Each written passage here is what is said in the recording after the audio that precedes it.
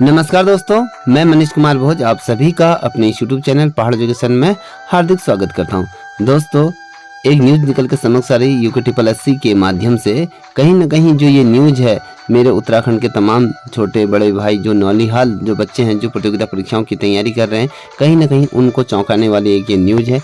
क्योंकि यहाँ पर अब आयोग ने एक नया फार्मूला यहाँ पर इजाद कर लिया गया है, जिसके अंतर्गत बढ़ते हुए कैडर के लिए यहाँ पर नया फार्मूला लगाया है। कहने का मतलब है कि अब आप जहाँ पर एक परीक्षा किसी प्रतियोगिता परीक्षाओं के लिए यदि देते थे तो अब वहाँ पर आपको एक नहीं दो परीक्षाओं का सामना करना पड़ेगा। अब आयोग कराएगा प्री एग्जाम, यहाँ पर कराएगा। मान लीजिए कोई बच्चा समूह गौ की तैयारी कर रहा है या LT की तैयारी कर रहा है या वीडियो या शायद समाज कल्याण अधिकारी, जितने भी वीडियो PVDO जितनी भी परीक्षाएं होती हैं, तो वहाँ पर पहले क्या होता था, आपका 100 नंबर का पेपर होता था। जो बच्चे 100 नंबर के आधार पर जो मेरिट के अंतर्गत आते थे तो उनका यहाँ पर क्या होता था, प्योरली सिलेक्शन हो जाता था।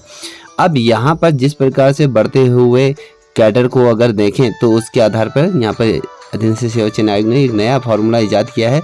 क्योंकि आप देख पा रहे होंगे जिस प्रकार से एक पद निकलता है या कहीं कुछ पद निकलते हैं तो उसमें लाखों की संख्या में क्या होता है, आवेदन हो जाता है। तो इतने ज़्यादा आवेदन होते हैं तो कहीं ना कहीं मेरिट भी हाई जाती है। और इसके माध्यम से जो फार्मूला निकाला, इसके माध्यम से क्या होगा, आधे से आधे लोग जो आपके प्री एग्ज़ाम होगा वहाँ कहीं ना कहीं बाहर हो जाएंगे। और इसका जो फार्मूला इसलिए भी निकाला गया है, जिस प्रकार से UKSSC के अंतर्गत जिस प्रकार से भ्रष्टाचार व्याप्त हो रहे थे, जिस प्रकार से पेपर लीक हो रहा था या बहुत ज़्यादा अनियमितताएं आयोग के अंतर्गत आ रही थी, तो कहीं ना कहीं आयोग ने इन अनियमितताओं को दूर करने के लिए सख्त कदम यहाँ पर उठा के रखा है। अब जो आगामी जो प्रतियोगिता परीक्षाएँ होंगी तो कहीं ना कहीं उसमें नकल रोकने के लिए या कहीं लोगों की जो सेटिंग होती है उसको रोकने के लिए यहाँ पर अब प्री एग्ज़ाम पहले कराएगा। जब जो बच्चे प्री एग्ज़ाम में क्वालिफाई होंगे वही बच्चे आपके मुख्य परीक्षा में बैठेंगे, और मुख्य परीक्षा में जब बैठेंगे तो उसी के आधार पर आपकी यहाँ पर मेरिट बनेगी और तब जाके आपकी नियुक्ति होगी। अब देख लीजिए यहाँ पर चाहे मैं कहूँ सहायक अध्यापक LT की बात करूँ या फिर जितने भी प्रतियोगिता परीक्षाएं होती हैं, कहीं ना कहीं आपको ये देखने को मिलेगा, कहीं ना कहीं आयोग इसको जल्दी ही इस चीज़ पर डिसीजन लेगा कि आपका यहाँ पर पहला प्री एग्ज़ाम कराए। अगर प्री एग्ज़ाम कराती है तो आपको सभी को ये ज्ञात है कि उत्तराखंड का जो समूह गौ का जो परीक्षा होती है उसका पेपर निकालना ही बहुत बड़ी बात हो जाती है। घोड़े खुल जाते हैं लोगों के। जो बच्चा उम्मीद लगाए रहता है, मान लीजिए किसी बच्चे के प्री में बहुत अच्छे नंबर आ जाते हैं, 80+ नंबर आ जाते हैं, जिसका अगर हम देखें तो उसका सिलेक्शन होना निश्चित था पहला एक पेपर होने में।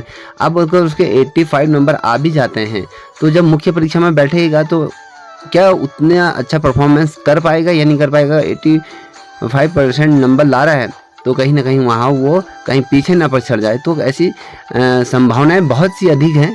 अब देखने लायक ये होगा कि जब ये चीज़ ये फार्मूला जब लागू होगा तो उसके बाद किस प्रकार से नकल रुकती है, अनियमितताएँ रुकती हैं।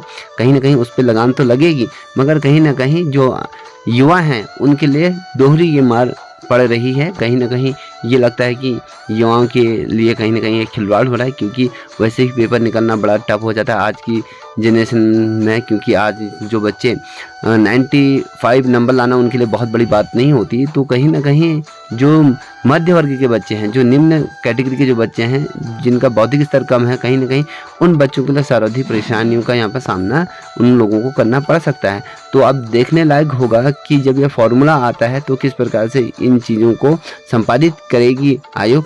कहीं ना कहीं अगर मैं बात करूँ तो कहीं ना कहीं ये एक बहुत बड़ी न्यूज़ निकल कर समक्ष आ रही है। आने वाले कुछ महीनों में अगर कोई विज्ञापन जारी होता है तो आयोग ये निश्चित कर चुका है कि जो आपका प्री एग्ज़ाम यहाँ पर कराएगा।